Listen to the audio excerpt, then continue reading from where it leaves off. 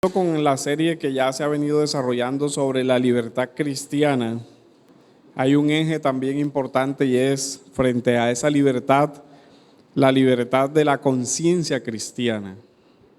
Vamos a leer el texto que está en el capítulo 8, versículos 31 al 36 del Evangelio de Juan. Es un texto muy conocido. Juan capítulo 8, versículos del 31 al 36. Entonces Jesús decía a los judíos que habían creído en él: si vosotros permanecéis en mi palabra, verdaderamente sois mis discípulos, y conocerán la verdad, y la verdad os hará libres. Ellos contestaron: somos descendientes de Abraham y nunca hemos sido esclavos de nadie. ¿Cómo dices tú, seréis libres? Jesús le respondió: en verdad os digo que todo el que comete pecado, esclavo es del pecado. Y el esclavo no queda en la casa para siempre, el Hijo sí permanece para siempre. Así que, si el Hijo os hace libres, seréis realmente libres. El texto de Juan nos ilustra que el pecador vive bajo el engaño de una apariencia de libertad. Él vive esclavo del pecado con la creencia falsa de que está en pleno ejercicio de su libertad. Ahí hay una ilusión de ser libre. Él cree que sus actos son la consecuencia de una decisión libremente expresada, cuando en realidad él es esclavo de todas sus pasiones y de todos sus malos deseos. Por eso el Señor les dice: seréis verdaderamente libres.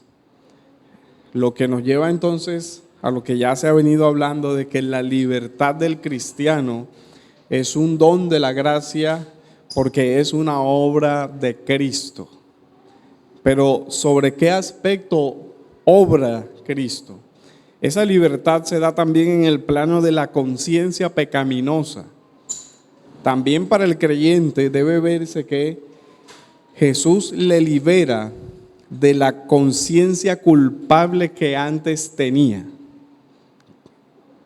Veamos en el mismo texto a qué nos estamos refiriendo con conciencia.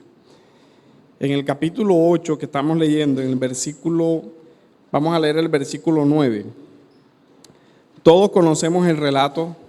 Estamos hablando del relato de la mujer sorprendida en adulterio, que los escribas y los fariseos llevan ante Jesús para que él juzgue el caso del adulterio de acuerdo a la ley de Moisés. Y ellos le dicen,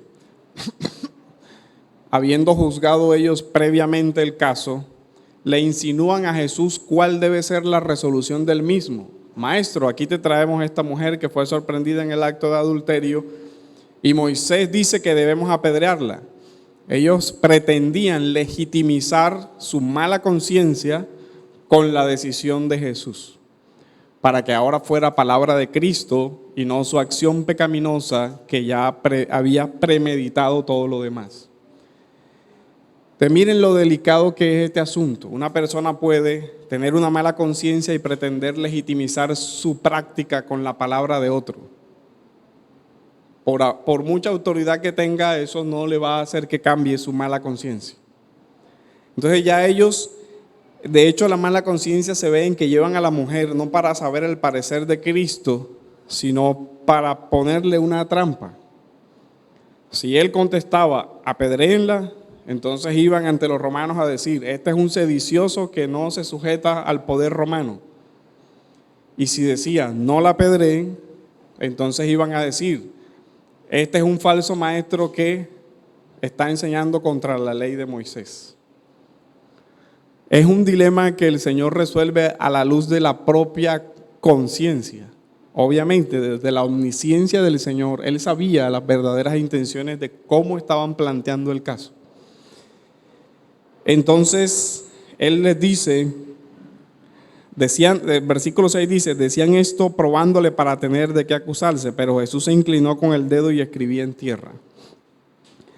Pero como insistían en preguntarle, Jesús se enderezó y les dijo, aquel de vosotros que esté sin pecado, sea el primero en tirarle una piedra.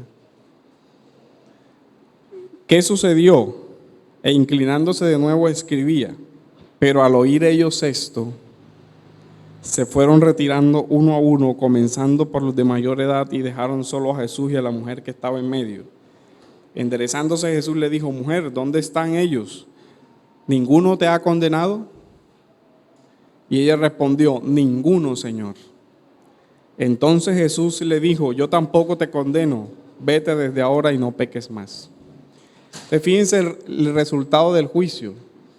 Cuando el Señor les muestra su conciencia culpable, diciendo, bueno, quien de ustedes haya cometido haya traído limpiamente a esta mujer para ser apedreada, tire la primera piedra.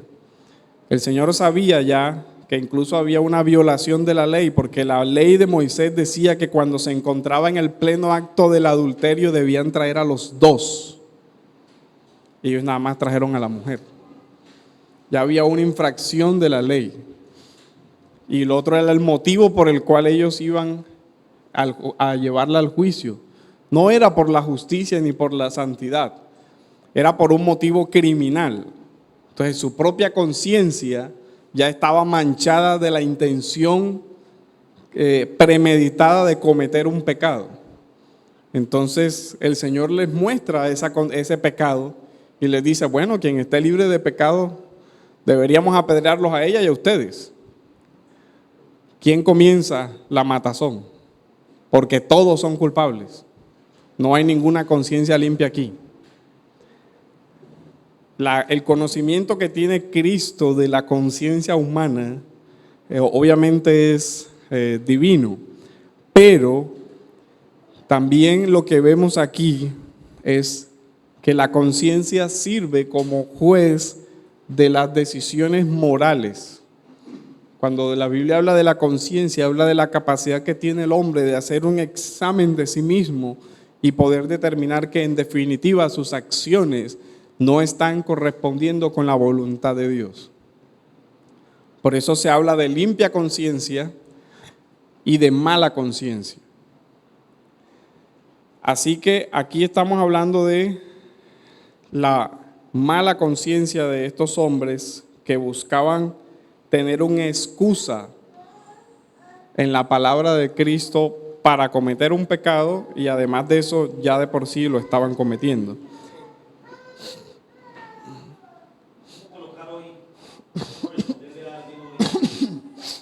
Quiero utilizar el ejemplo para poder condenar o cuestionar un pecado en un creyente. Es decir, hoy, ¿cómo puede decir a un hermano que está en pecado y juzgarlo si todos de alguna manera pecamos? Lo que pasa es que Hoy. este texto no está resolviendo el asunto de la disciplina, porque todos sabemos que hay una conciencia pecaminosa en todos y cada uno de nosotros porque hay un remanente de pecado. El texto lo que está resolviendo realmente es una intención de hacer daño utilizando legítimamente una autoridad. O sea, esto resuelve el texto. Los otros textos se resuelven con Mateo 18. El caso de Ernesto, por ejemplo, se resuelve con Mateo 18. Si tu hermano peca contra ti, ve tú solo, repréndelo, después ve con los testigos, después dilo a la iglesia y la iglesia juzgará en el discernimiento de la iglesia. Pero este texto lo que está mostrando es una sutileza de tratar de utilizar la ley para cometer un pecado. O sea, fíjense la perversidad que hay aquí. Están utilizando la santa ley de Dios para hacer que Jesús cometa una injusticia. Prácticamente es eso lo que están tratando de hacer. Y el objetivo era descalificar el ministerio del Señor, acusándolo o con los romanos o con las autoridades del Sanedrín. Pero el Señor ve más allá de la situación y ve la conciencia de cada uno. Y por eso decíamos, obviamente ninguno tiene aquí la capacidad de ver la conciencia con la que alguien está orando para decir tiene una mala conciencia o tiene una limpia conciencia. Pero sí da el Espíritu Santo discernimiento en esa parte. Pero hay un punto importante, esa conciencia que es la capacidad o un don que Dios le da al hombre para llevar a cabo juicios o valoraciones éticas de determinadas situaciones. Hacer juicios o valoraciones éticas. Aquí hay una dificultad, era lo que estábamos hablando el domingo anterior. No todos los aspectos puntillosamente de la vida de una persona están regulados en la ley de Dios. Por ejemplo, la ley habla de un día para reposar, donde no se debe trabajar. Pero ¿qué es trabajo?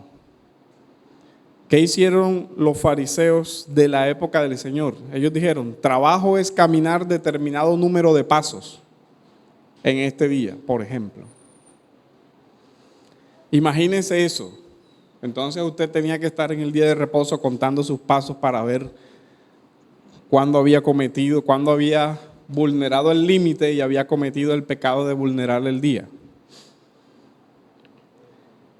A ese tipo de rigurosidad es a lo que la Escritura está llamando a no caer, porque hay una libertad de conciencia. Yo no voy a estar contando mis pasos para saber hasta dónde puedo caminar en el día de reposo. O algunos dirían incluso con conflictos como, ¿qué prevalece? ¿La vida o el guardar el día de reposo? Nosotros hoy no vemos ese dilema, pero hay barrios en Israel dominados por el rabinismo donde una ambulancia no entra en un día de reposo. Así de sencillo, no que se está muriendo fulanito, que espera hasta mañana. Así se resuelve la dificultad entre el enfermero está trabajando, sí, está ejerciendo un trabajo. Y la otra persona se está muriendo en un día de reposo, sí. El rabinismo que dice, si se muere es la voluntad de Dios, pero que no se quebrante su día. Una forma muy piadosa de resolver una dificultad. Asesinando para guardar el día. ¿Es legítimo matar en el día de reposo? Ellos resuelven la pregunta, sí.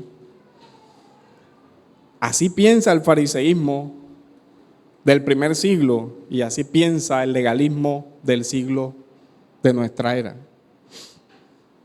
Ese es el problema, que no es un problema de antaño, sino que también se resuelven esos dilemas morales de la misma manera.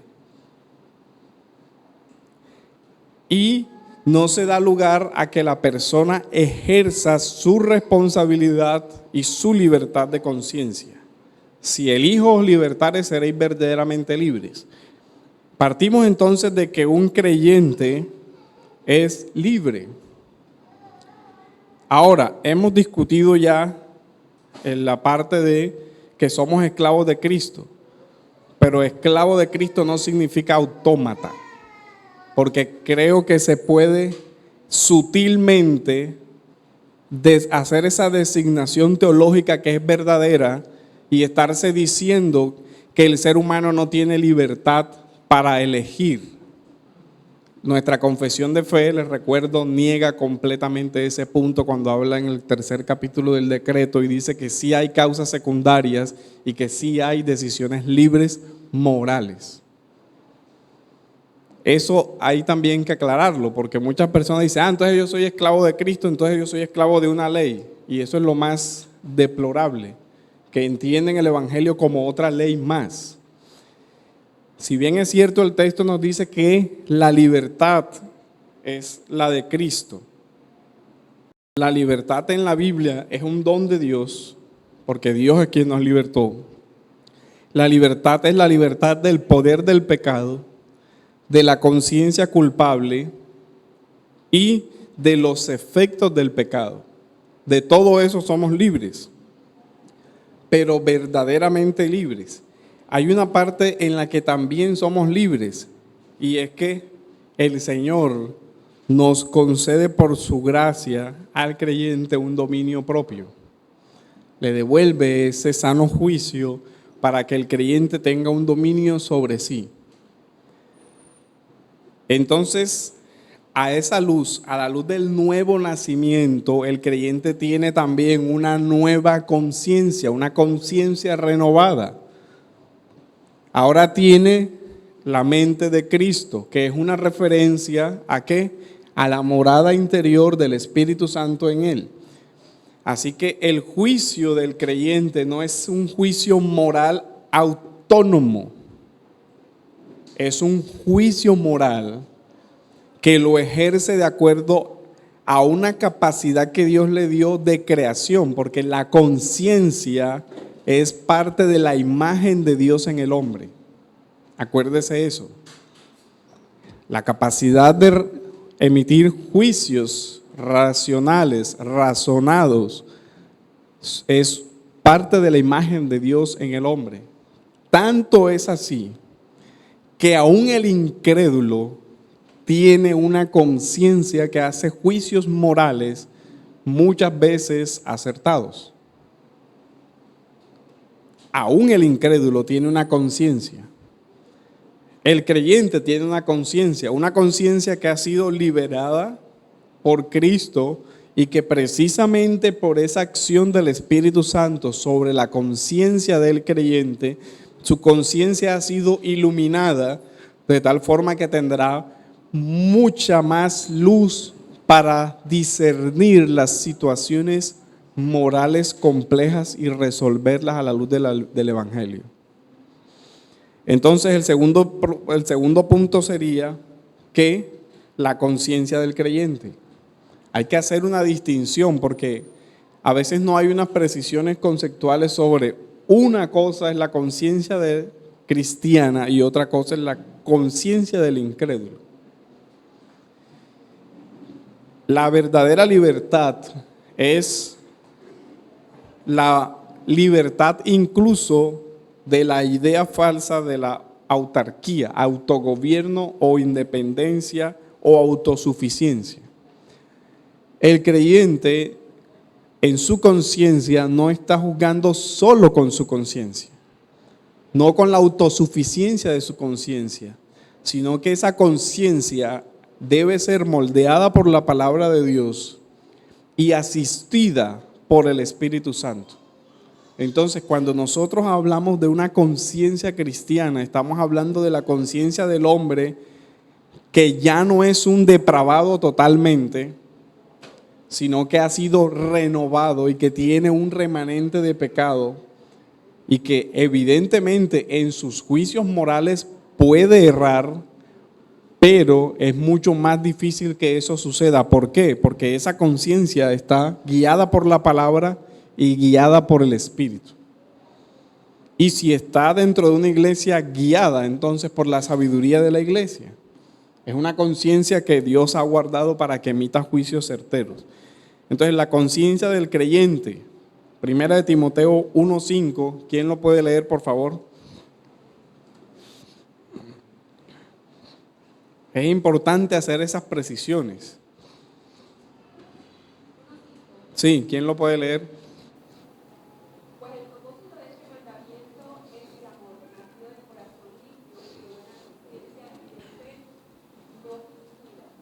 Entonces miren, la conciencia cristiana, estamos hablando de la conciencia de una persona nacida de nuevo, está guiada ¿por qué? Por el amor, por la fe no fingida. Es una conciencia que tiene, digamos, unos pilares sobre los que se cimienta. Y obviamente no son estos los únicos. También tenemos que incluir que esa conciencia tiene el Espíritu Santo, que esa persona tiene el Espíritu Santo y que esa persona está haciendo juicios morales de acuerdo a los principios de la palabra de Dios. No es autónoma. El versículo 19 dice, manteniendo la fe y buena conciencia, desechando la cual naufragaron en cuanto a la fe algunos. Fíjense cómo la conciencia es iluminada por la fe. La conciencia es iluminada por la gracia de Dios que concede la fe. Entonces la fe, el amor, la palabra, el Espíritu Santo están guiando la conciencia de un creyente. Claro, porque su corazón ha sido regenerado, por eso decíamos, no es un depravado totalmente. La conciencia del creyente no es una conciencia totalmente depravada, ha sido renovada por la obra del Espíritu Santo. A la luz de eso es que uno puede leer textos como cuando dicen, para el puro todas las cosas son puras, pero con ese criterio. No quiere decir que todo lo que es ilegítimo para él sea bueno. Obviamente que no, porque si uno tiene esos presupuestos antes, ya uno dice, no, obviamente que no. Estamos hablando de un juicio de acuerdo a la fe, de acuerdo al amor, de acuerdo a la gracia, de acuerdo al Espíritu, de acuerdo a una mente renovada, de acuerdo a la fe. No es que él simplemente de forma particular dijo, no, esto me parece a mí bueno porque sí. Esa no es una limpia conciencia, ese es un irresponsable. Eso es completamente antibíblico. Arturo. Quería hacer una anotación conforme a lo que tú has venido hablando. Es interesante analizar que un cristiano, una persona nacida de nueva, es imposible que cometa un acto de aberración como el que vemos constantemente en el mundo. O sea, este sería algo interesante en la vida, en la sociedad, de que haya muchas personas con una mente renovada, porque ahí no cabe la posibilidad de que un cristiano cometa una aberración como la que hemos estado mirando y escuchando en estos días, ¿verdad? Es imposible. Estamos hablando de una conciencia que ha sido purificada por el Espíritu Santo. O sea, fíjense que la Biblia usa la metáfora de, ahora vamos a ver en el texto de Corintios, una conciencia manchada. Esa metáfora de la conciencia manchada tiene que ver con la idea del principio de la pureza. O sea, una conciencia que ha sido limpiada. Y estaríamos hablando en el texto de Corintios, por lo menos aquellos que han limpiado sus ropas en la sangre del Cordero. O sea, de aquellos que han sido redimidos. Su conciencia, digamos que ha sido vuelta a la vida. Ahora tiene una conciencia sensible. Esa parte es de resaltar. Hermano, ¿cuál sería la diferencia entre conciencia y culpa? ¿Cuando es la voz de la conciencia o es la culpa? Lo que pasa, bueno, habría que diferenciar dos aspectos. Cuando nosotros hablamos, por ejemplo, el texto de Corintios dice que hay una tristeza según el mundo que lleva a la muerte. Y dice que hay una tristeza según Dios que lleva a la vida. Una conciencia culpable que no tiene en sí el Espíritu Santo juzga solo desde su conciencia. Y entonces a veces esa culpabilidad, pongamos el caso de Judas, fue una culpa que él no llevó a Cristo. Entonces su culpa le llevó a la muerte. Mientras que en el creyente su culpa, si es real, debe llevarle al Evangelio y debe llevarle a la cruz y debe llevarle al arrepentimiento verdadero. Y es importante también distinguir culpa y remordimiento por las consecuencias de un acto moral. Porque muchas personas lo que sienten realmente es remordimiento por las consecuencias y no culpa por el hecho como tal, arrepentimiento por el hecho como tal. Ese es un punto importantísimo.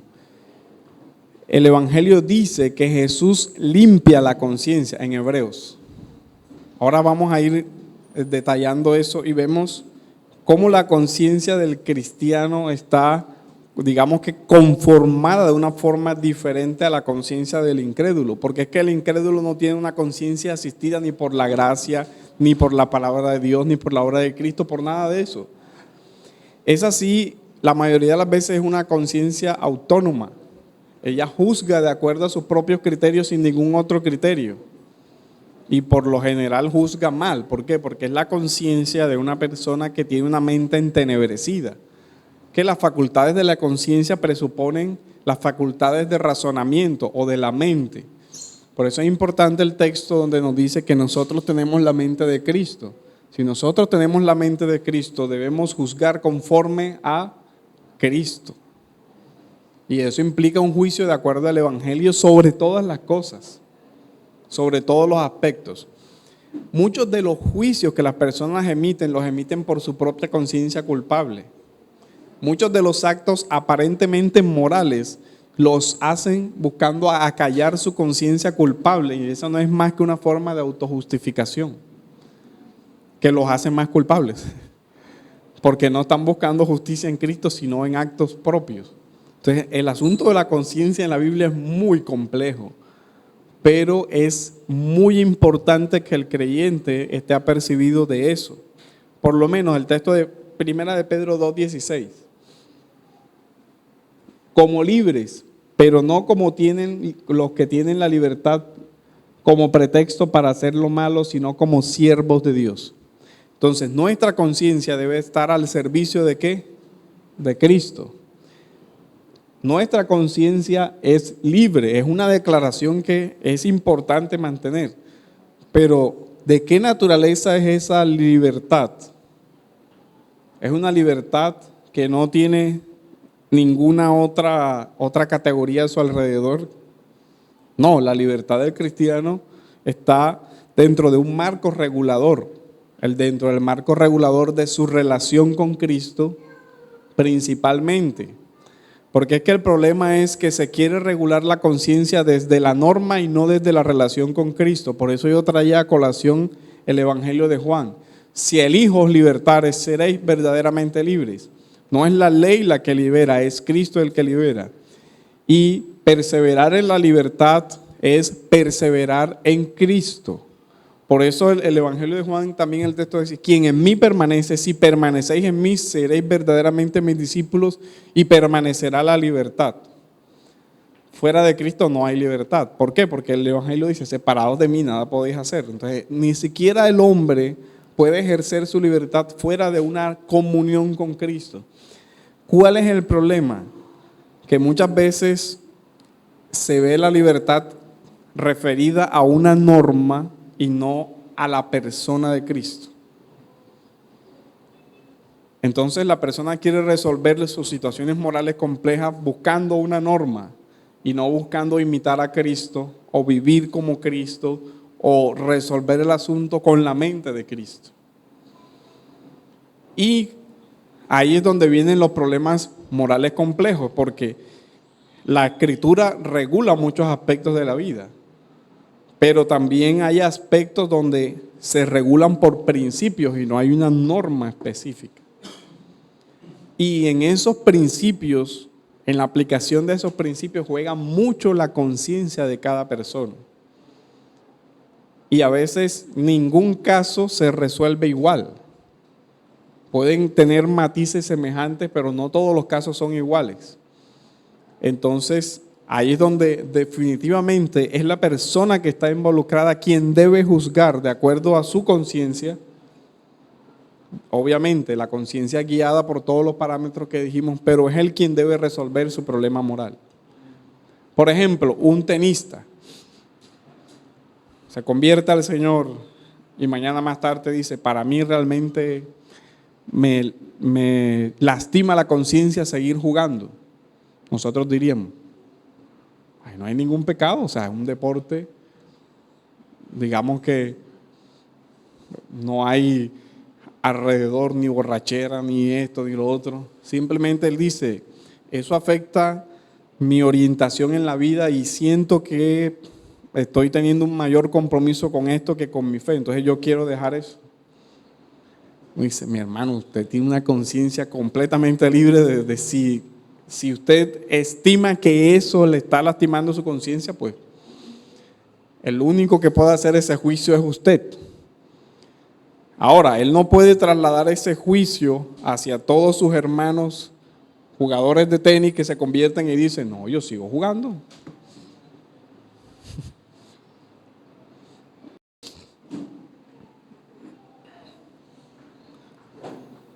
Entonces, fíjense que son situaciones aparentemente iguales. Es el mismo jugador. El uno dice, yo no puedo seguir jugando. El otro dice, no, yo no veo ningún inconveniente en seguir jugando. Se habla a menudo de la libertad y se dice que somos libres, pero ser libre no es hacer lo que tú quieres, es hacer lo que tú debes. La libertad tiene siempre que favorecer a otro, nunca exige derechos, nunca se coloca por encima de nadie. Un hombre libre es un hombre que se entrega. El Señor Jesucristo se entregó por nosotros. Ahí hay varios aspectos que no comparto con la definición. El sentido de deber y el sentido de que solo es para el otro. Primero, quien obedece por temor no está obedeciendo realmente. Segundo, la libertad cristiana fue concebida como una forma de que la imagen de Dios nos permitiera ejercer juicio sobre nosotros mismos. Y mi juicio no solamente debe estar regulado por lo que otros piensen, sino por la capacidad que Dios le dio a cada uno, porque esa definición llevada al extremo es la que ha generado gobiernos totalitaristas. Tú tienes que hacer lo que todos te decimos que debes hacer. Eso termina matando la conciencia. Y ojo, esos totalitarismos no solo es Hitler, Stalin y no sé qué. También hay iglesias totalitarias, dictatoriales, en extremo, que le quieren controlar puntillosamente la vida a cada persona desde que se levanta hasta que se acuesta. Entonces el pastor asume el rol de policía. Tengo que vigilarle la vida a cada quien. Esa no es su función. Dios le dio a él una conciencia y él debe ser responsable y examinar su conciencia. Con la cena, ¿cómo se hace? Es el pastor el que dice, tú no puedes, tú no puedes, tú no puedes, tú no puedes, tú no puedes. ¿Qué dice la Escritura? Cada uno examínese a sí mismo y el juicio es para él. Yo no puedo, pero yo no puedo decir, tú tampoco, y tú tampoco. Si me pongo en ese ejercicio, imagínense. Ay, claro. Es que lo quería decirle a que yo me amarro con esto. Sí, sinceramente yo me amarro con esto. Pero el tema es, yo siempre entendí la libertad de conciencia. Antes de ser convertidos, no éramos conscientes de nuestra culpabilidad. Ajá, Yo entiendo la libertad de conciencia, es como que ahora somos conscientes de nuestra culpabilidad. Porque si lo llevamos al campo de la disciplina se nos va a armar una camisa de 11 varas bien terrible. Porque ¿cómo sé yo si en la congregación, en el Nuevo Testamento hay normas? El apóstol Pablo dice, a ese hombre ya debieron haberlo expulsado. Entonces, ¿cómo sé yo si realmente lo están haciendo por cumplir la norma? Incluso el grupo de ancianos, si no está aplicando su conciencia individual. Yo no lo puedo llevar. La libertad de conciencia me hace a mí consciente de mi culpabilidad. Pero para aplicar disciplina tengo que aplicarla bajo las normas de la palabra y tengo que aplicarla independientemente de que tenga o no tenga conciencia libre. Es que estamos hablando de dos esferas diferentes. Es el juicio interior sobre una conducta y otra es el juicio exterior sobre una conducta. Cuando yo estoy juzgando de una disciplina, yo estoy viendo el pecado del hermano. O sea, eso es visible. Un adulterio o alguien que se acuesta con su mamá, pues, que todo el mundo lo sabe, toda la iglesia tiene conocimiento por algún medio, probablemente él ni siquiera estaba tratando de ocultar eso, o sea, él lo estaba haciendo públicamente. Entonces Pablo les dice, ya debieron haberlo juzgado porque hay un pecado visible, pero cuando no hay ese pecado visible, aún así la persona tiene la responsabilidad de examinarse a sí mismo. Entonces, son dos esferas diferentes. ¿Por qué? Porque en la disciplina también hay un discernimiento, no solamente de los ancianos, sino también de la iglesia y del Espíritu Santo que ilumina. Por eso decíamos, no es cuando decimos, no es una conciencia autónoma, es decir, es una conciencia que está auxiliada. Gerley iba.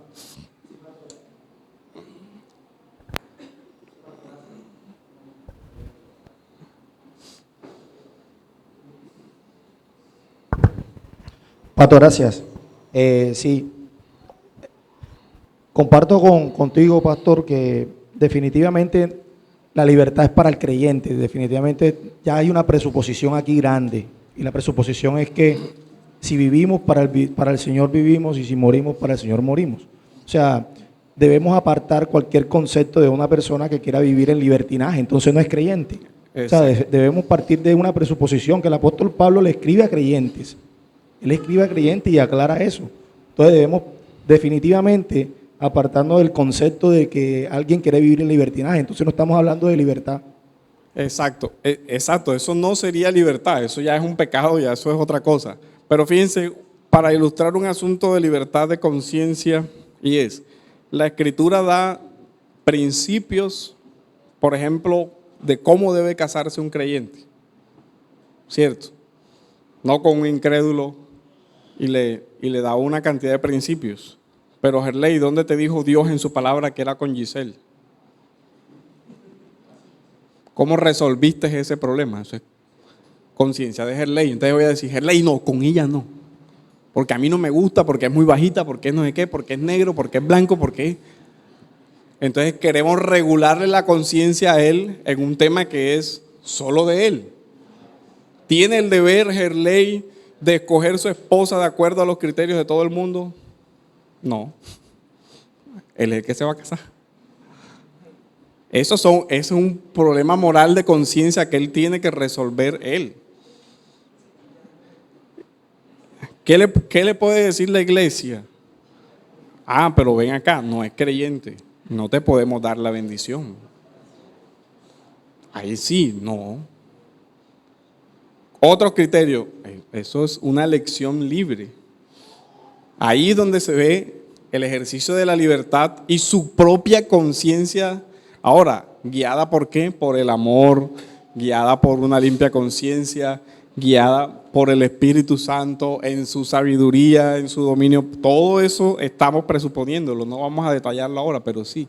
Pero ese es un ejemplo de una decisión moral que es interior y en la que nadie puede ir a pretender legislar. O sea, es su absoluta responsabilidad. La iglesia no puede entrar a regular eso porque si no estamos en un totalitarismo. Entonces yo tengo que decir con quién va a andar, con quién no va a andar. No, eso no es la idea. Hebreos 9:14, y eso es muy peligroso, pero en extremo peligroso. Acuérdense que eso llegó a pasar en la iglesia. ¿Se acuerdan de Diótrefes en tercera carta de Juan? Que incluso prohibía a los hermanos recibir en su casa a otros hermanos. O sea, él entrando a regular el hogar de esa familia. O sea, por eso lo decías, si una iglesia tiene problemas con reconocer la libertad de conciencia que tiene cada uno, eso termina en desconocer las esferas. Entonces, en conciencia el creyente debe sujetarse a las autoridades, Romanos 13, pero en conciencia también el creyente sabe que las autoridades tienen límites. Entonces, una autoridad me puede exigir para asuntos civiles. ¿Tienes que pagar impuestos? Sí, tengo que pagar impuestos. No me gustaron, estoy en desacuerdo X y los aprobaron, me tocó pagarlos. Ahí uno puede hacer, no, que porque mi conciencia, entonces, no, te tocó. Es una ley, punto, se acabó. Pero un Estado no te puede decir y tienes que ir a tal iglesia, porque ya se está saliendo de su esfera, de su autoridad pública. Entonces, en conciencia yo puedo decir, no tienes autoridad para legislar eso, porque eso es un asunto de conciencia. Pasó en la época ya de estados totalitarios como Nabucodonosor, cuando le exigió a Daniel y a sus amigos, tienen que adorar como yo adoro. rey, te queremos mucho, te respetamos mucho, pero haz lo que quieras. No.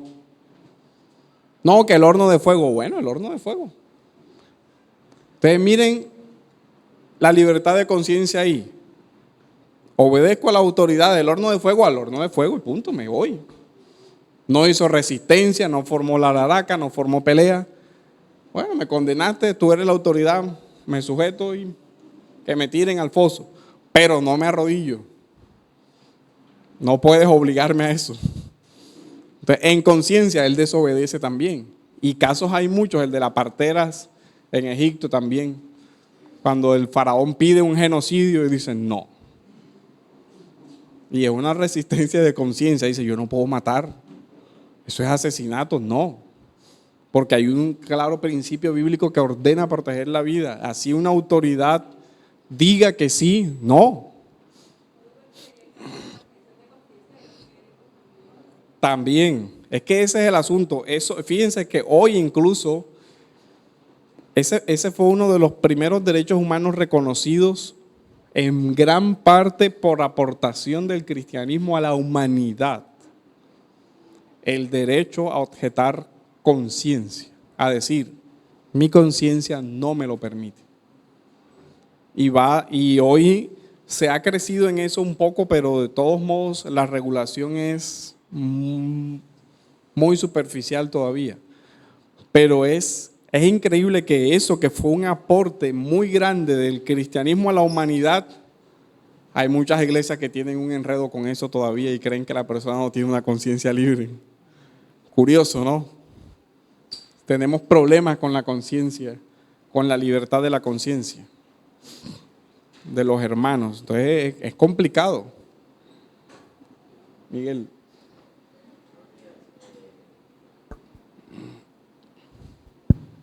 Una pregunta, o sea, cada día vemos que el derecho a la objeción de conciencia va mermando. Lo están limitando. Sí, por lo menos ya los médicos ya no pueden hacer uso de ese derecho en los hospitales estatales, también hasta en las clínicas privadas. Si les toca practicar un aborto, deben de hacerlo, porque su cargo se lo impone. El funcionario que tiene que dar aplicación a una ley que va en contra de sus principios y no puede negarse a hacer eso, porque si se niega tiene sanciones. Entonces, ahora bien, ¿cómo quedan esas personas que por estricto mandamiento legal les toca hacer algo que ellos no comparten, no están de acuerdo, pero por su desenvolvimiento pues tienen que hacerlo? Ahí sí pienso que esa persona debe tener como norma fija su conciencia y no debería ceder frente a la presión del resto. O sea, porque si es una conciencia, estamos hablando en el caso de un creyente que sabe, por ejemplo, en el caso del aborto, que es pecado y es asesinato, póngasele el atenuante que se le ponga, no puede participar en eso y deberá buscar la protección por otros medios de su derecho. Entonces, fíjense que ahora el texto de Hebreos, por ejemplo, habla de cuanto más la sangre de Cristo, el cual mediante el Espíritu Eterno se ofreció a sí mismo sin mancha, limpiará vuestras conciencias de obras muertas para que sirváis al Dios vivo. Entonces, para que una persona pueda servir a Dios, primero su conciencia tuvo que haber sido limpiada. Entonces, ahora veamos algo sobre la conciencia del incrédulo, porque también tienen conciencia, porque eso hace parte de la imagen de Dios en el hombre. Y a veces su conciencia juzga adecuadamente incluso. Romanos capítulo 2, versículo 14 y 15, alguien que me la lea.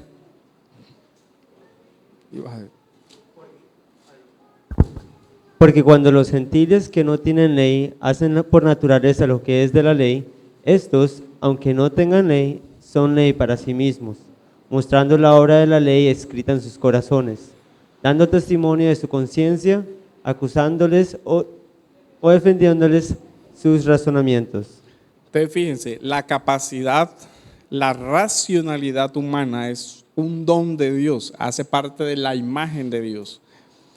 Y la conciencia en sus juicios se apoya sobre esa capacidad de racionalidad humana.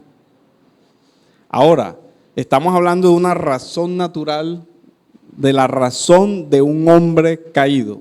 Todavía esa razón es capaz de ver bien y mal. Su depravación total. Fíjense cómo la imagen, el por qué. Porque la imagen de Dios en el hombre no fue totalmente destrozada con la caída. Hay vestigio de la imagen de Dios en el hombre caído. Aún ese hombre caído, con todas las perversidades que describió en el capítulo 1, todavía sigue viendo cosas que ve como límite. Y dice, no, hasta allá no. Yo recuerdo la película esa famosa del Padrino, donde estaban ahí planeando cómo mataban al uno y arrancaban la lengua al otro y no sé qué, y esto y lo otro. Y sale uno de los hermanos y le habló mal al hermano mayor y el papá, ¡pah! Respeta a su hermano, caramba. Y uno dice, en la misma mesa donde estaban planeando todo tipo de fechorías, el valor, la familia hay que respetarla. La conciencia humana tiene sus... Y así, uno ve entre los malhechores más malhechores, no, hay límites, yo no me dedico a eso, ya hasta allá no llego. Porque ahí hay un vestigio de la conciencia en el ser humano que le acusa todavía. Ahora, no todos le acusan de igual forma, en igual intensidad, pero sí, a menos de que a esa persona haya llegado a un extremo de degradación, como el que habla Timoteo, donde dice que ya perdieron hasta el afecto natural, ya ese es otro extremo, pero por lo general, aún el ser humano caído conserva esa capacidad de raciocinio y de moralidad. Tiene una idea de bien y mal, distorsionada, muy distorsionada, pero tiene la idea de esto está bien, esto está mal. Hay una moralidad básica todavía en el ser humano caído. Tiene ideas de bueno o malo. Y todas las culturas lo tienen. Ahora, alguien que por favor lea Tito 1:15.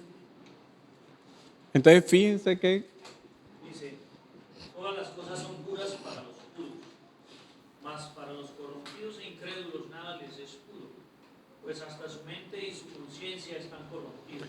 entonces el juicio moral externo tiene que ver mucho con la condición de mi conciencia.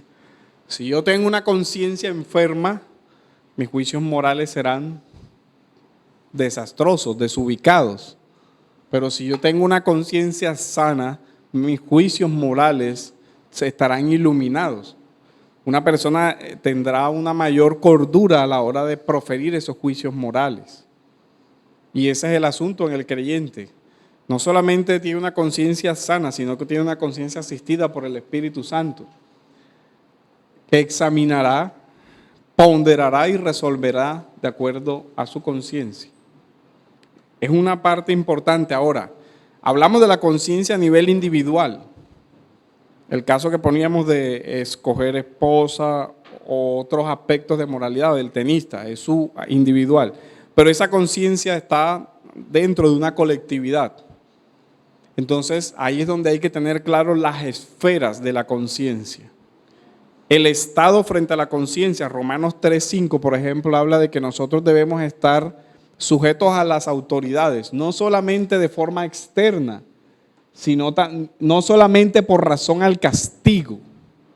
Entonces, fíjese eso, sino también por causa de conciencia. Entonces, no se está hablando solamente de la obediencia por la sanción o por el deber. No, lo hago porque lo tengo que hacer, sino que debe realmente su conciencia estar en consonancia con eso. Dice, no, tiene que pedirle a Dios que le ayude. Es que mire, ¿qué tal? Yo vivo con mi esposa porque tengo el deber, porque ya me casé. ¿Qué tal eso?